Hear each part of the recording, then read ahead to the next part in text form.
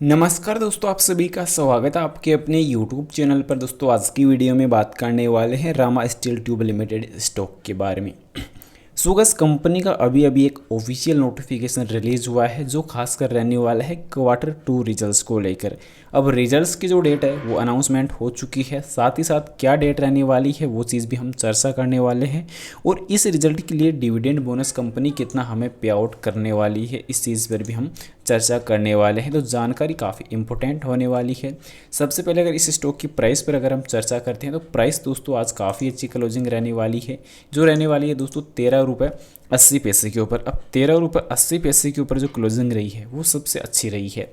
और अभी के टाइम इस स्टॉक ने जो Q2 की जो रिजल्ट्स की जो डेट है वो ऑलरेडी अनाउंसमेंट कर दी है और 14 नवंबर को कंपनी की जो रिजल्ट्स है वो अनाउंस होने वाले हैं। काफ़ी अच्छी डेट कंपनी ने मेंशन की है क्योंकि अभी कंपनी के जैसे जो रिजल्ट्स है वो भी अनाउंसमेंट होंगे। तो अभी कंपनी इस रिजल्ट के लिए कितना डिविडेंड बोनस, स्टॉक स्प्लिट या राइट इशू पे आउट करती है उस चीज़ पर अभी तक कंपनी की तरफ से कोई ऑफिशियल अपडेट आया नहीं है।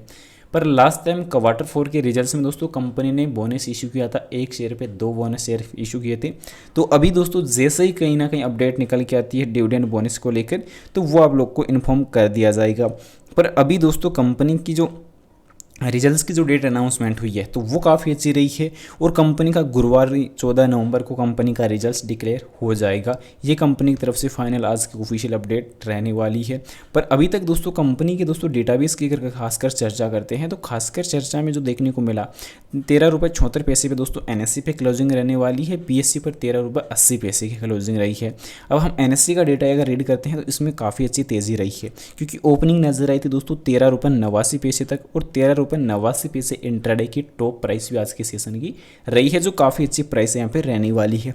क्योंकि 5 सेशन में इस स्टॉक पे करेक्शन काफ़ी बड़ा था, जो 14 रुपये 27 पैसे से इस स्टॉक में गिरावट हमें बढ़कर जो मिली वो नजर आई 13 रुपये 31 पैसे तक। ये भी बड़ी गिरावट रही है इस स्टॉक पे। लास्ट एक महीने में एवरेज रिटर्न रिकवरी नजर आ चुकी है क्योंकि गिरावट उतार चढ़ाव हमें काफ़ी ज़्यादा नजर आए और वो प्राइस पॉइंट रिकवरी ऑलरेडी आ चुकी है। तो अभी के टाइम दोस्तों इस स्टॉक का जो टारगेट है वो अभी ज़्यादा बड़ा होने वाला है क्योंकि कंपनी के दोस्तों आज के कारोबारी सेशन पर ही अगर हम चर्चा करते हैं तो कारोबारी सेशन का जो डेटा है वो काफ़ी इंपॉर्टेंट निकल के आया है। क्योंकि इंपॉर्टेंट इस वजह से रहने वाला है कि काउंटर पर जो कारोबार हुआ है 1,72,00,000 शेयर का काउंटर पे कारोबार हुआ है, जिसमें से होल्ड की गई जो डिलीवरी रहने वाली है 26.07% के डिलीवरी शेयर होल्डर्स ने होल्ड की है।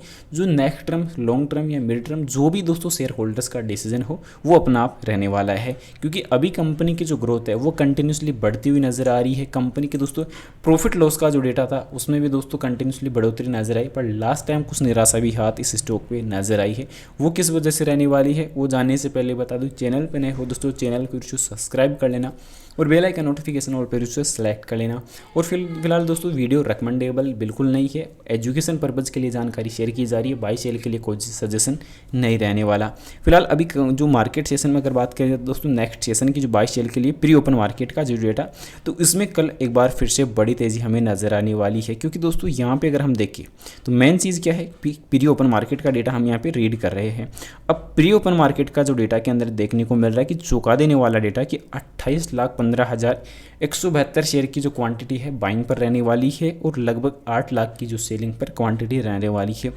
तो कहीं ना कहीं मार्केट में कल की एक अच्छी ओपनिंग रह सकती है, एक अच्छा डेटाबेस इंक्रीज होता हुआ नजर आ सकता है। अब इसमें सबसे बड़ा जो सेकेंडरी रीजन कि मार्केट में दोस्तों जो प्रॉफिट लॉस पर हम चर्चा कर रहे थे कि कंपनी का एनुअल जो डेटा पर चर्चा कर रहे थे तो वो वीक हो चुका है। यहाँ पे देख सकते हैं कि फिलहाल जो लास्ट टाइम Q1 का जो डेटा निकल के आया था उसके मुताबिक कंपनी के डेटाबेस में सेल्स में गिरावट नजर आई है और अभी के टाइम एनुअल सेल्स अगर गिर रही है तो दोस्तों जायज़ सी बात है कि डेटाबेस कहीं ना कहीं वीक होता हुआ नजर आ रहा है। यहाँ पे एनुअल प्रॉफिट में भी थोड़ी बहुत गिरावट आई है। पर अभी कंपनी के दोस्तों जो इन्वेस्टर की अगर बात की जाए, शेयरिंग होल्डिंग पैटर्न का डेटा अगर चेक करते हैं तो अभी दोस्तों रिजल्ट जो कंपनी का Q2 का जो डेटा है वो कमज़ोर आने वाला है। उसके पीछे का सबसे बड़ा जो रीज़न यहाँ पे देख सकते हैं कि प्रमोटर्स की होल्डिंग रहने वाली है कि Q1 के अंदर थी 56.33% की, पर Q2 की जो SHP निकल के आई है वो रहने वाली है 47.97% की। यानी कि सीधे सीधे दोस्तों देखने को मिल रहा है कि प्रमोटर्स की होल्डिंग में गिरावट नजर आई है उसके बाद सबसे मेन चीज़ क्या यहाँ पे देखने को मिली है कि एफआई की इन्वेस्टमेंट इंक्रीज हुई है। डीआई में कोई बदलाव देखने को मिला नहीं है। और उसके बाद सबसे बड़ा जो बदलाव नज़र आया है वो नज़र आया दोस्तों पब्लिक होल्डिंग के अंदर, क्योंकि 43.61% से बढ़कर 51.87% बढ़ चुकी है। तो ये सबसे बड़ा चेंजेस नज़र आया है। ये कंपनी की ग्रोथ में दोस्तों कहीं ना कहीं गिरावट भी देखने को मिल सकती है। पर एक चीज़ें यहाँ पे देखने को मिल रहा है कि नंबर ऑफ शेयर होल्डर्स, इसकी संख्या में बढ़ोतरी नजर आई है।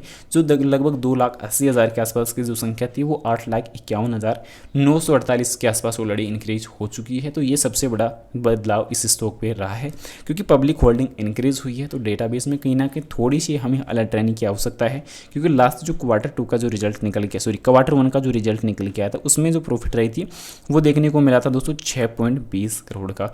तो यानी कि प्रॉफिट में दोस्तों कहीं ना कहीं जो उतार चढ़ाव थे वो नॉर्मल रहे हैं। तो ज़्यादा कुछ चेंजेस रिजल्ट्स में देखने को मिले नहीं थे।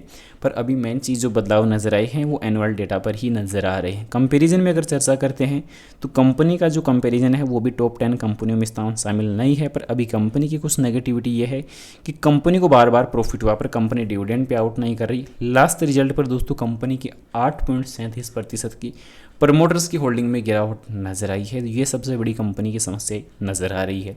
उम्मीद करूंगा जानकारी आप लोगों को पसंद आई होगी। पसंद आई वीडियो को लाइक कर देना, चैनल पर नए हो दोस्तों चैनल को सब्सक्राइब कर देना और जानकारी को ज़्यादा से ज़्यादा शेयर जरूर से कर देना। और आपकी नज़र में कोई पेनी स्टॉक हो तो उसकी जानकारी कमेंट में पिन कर देना, एनालिसिस करके आपको जल्दी बता दिया जाएगा। मिलते हैं नेक्स्ट अमेजिंग वीडियो के साथ, तब तक के लिए इजाजत दीजिए। जय Shri Krishna, thanks for watching this my video.